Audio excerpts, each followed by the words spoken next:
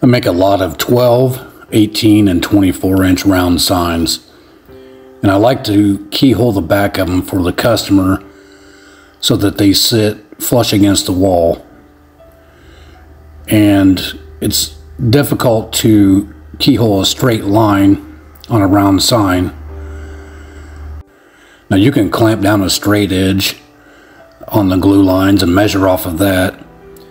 But I made a 24 by 24 inch plywood jig with 3 sides, using 3/4 for the rail. And this works on all the sizes. And most of the time the keyhole is running horizontal to the wood grain or the glue lines. So that's what I'm doing now, is lining that up. Sometimes I'll run it vertical, but in this case it's going to go horizontal.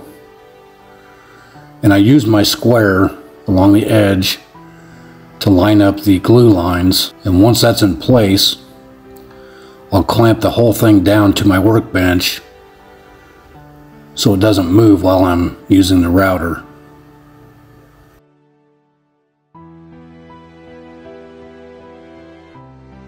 And then I've already got marked on my jig a center line for the 24 inch and the 18. Those are the two I use the most. And I've measured 1 inch off to each side of that center line.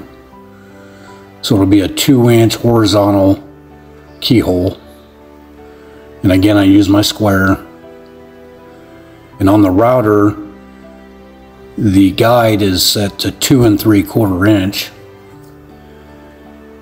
from the bit, so that the keyhole is 2 inches down from the top. And this 2-inch keyhole will be a self-leveler and give some play for the sign to hang level. And with the guide, I'm going to turn it on and tip the router in and run the router down to the other mark, which is 2 inches. And I'll bring it back and I'll stop the router, wait for it to stop spinning, and I'll take it out.